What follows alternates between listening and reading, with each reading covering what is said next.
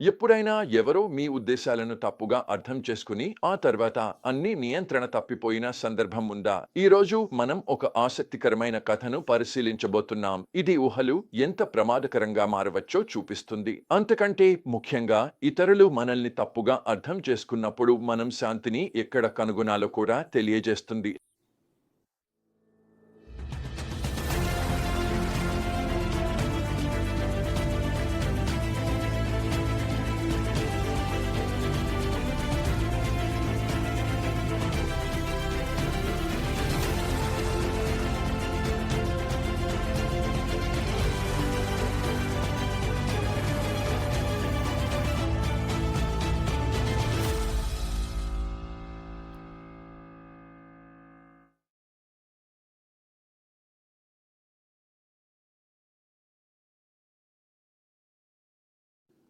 ఈ వచనాల్లో మనం కనుగొనే ప్రధాన సందేశం చాలా ప్రభావవంతంగా ఉంటుంది. ఇతరుల ఉద్దేశాలపై మన ఊహలో భయంకరమైన పరిణామాలకు దారితీయవచ్చు.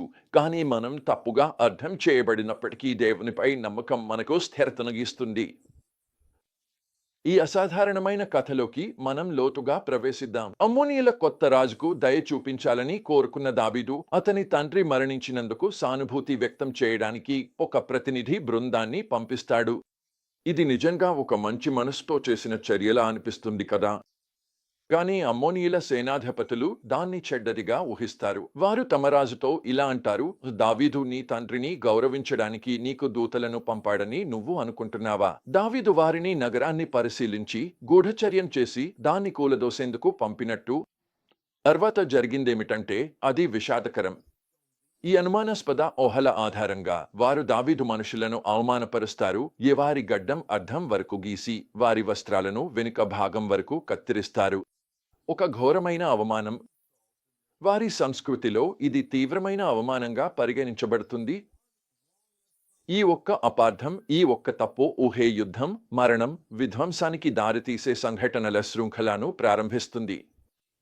కానీ ఇక్కడే ఈ కథ ఆసక్తికరంగా మలుపు తీసుకుంటుంది. ఈ ఘర్షణ మధ్యలో మనకు దావీదు హృదయాన్ని చూపించే కిటికీలా ఉన్న కీర్తన 62 కనిపిస్తుంది. ఈ సంక్షోభాన్ని ఎదుర్కొంటున్న సమయంలో దావీదు ఇలా వ్రాస్తాడు: నిజంగా నా ఆత్మ దేవునిలోనే విశ్రాంతి పొందుతుంది. నా రక్షణ ఆయన నుంచే వస్తుంది. నిజంగా ఆయనే నా శిల, నా రక్షణ. ఆయనే నా కోట. నేను ఎప్పటికీ కదలిపోను.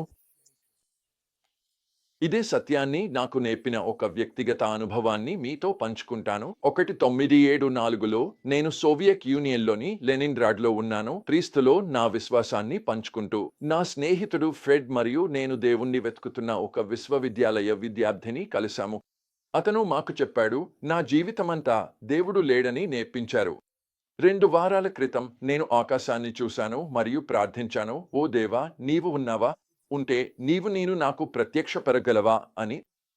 ఆ రోజు ఆ యువకుడు తన హృదయాన్ని క్రీస్తుకు అర్పించాడు. తరువాత అతను తన స్నేహితులను చాలా మందిని సమావేశపరిచి ఏమి జరిగిందో చెప్పాడు. ఈ యువతతో క్రీస్తును పంచుకోవడంలో మేము అద్భుతమైన సమయాన్ని గడిపాము.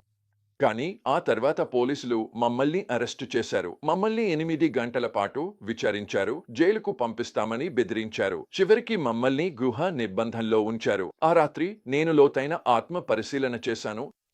ఒక విద్యార్థికి క్రీస్తును గురించి చెప్పడానికి ఇంత దూరం ప్రయాణించి ఇంత ప్రమాదాన్ని ఎదుర్కొనడం విలువైనదేనా అని నేను ఆలోచించాను. నా హృదయ గర్భంలో సమాధానం అవుననే అని నాకు స్పష్టంగా తెలిసింది. ఆ ఒక్క విద్యార్థి కోసం క్రీస్తు మరణించాడు మరియు అతడు అన్నింటికీ అర్హుడు. ఆ పరిస్థితి చాలా కష్టంగా మారినా నేను సరైన పని చేశానని నాకు తెలుసు. దావీదు అమోనీయులతో జరిగిన పోరాటంలో దేవునిలో ఆశ్రయం పొందినట్లే నేను కూడా ఆ సోవియట్ విచారణ గదిలో దేవుడు నా కోటగా ఉన్నాడని అనుభవించాను. నేను నా విచారణాధికారులకు సువార్తను పంచుకున్నాను. దావీదు కీర్తన 62లో రాసిన అదే సత్యం నాకు నిజంగా అనుభవంగా మారింది. ప్రజలారా, మీరు ఎప్పుడూ ఆయనపై నమ్మకం ఉంచండి. మీ హృదయాలను ఆయన ఎదుట కుమ్మరించండి. ఎందుకంటే దేవుడు మన ఆశ్రయం.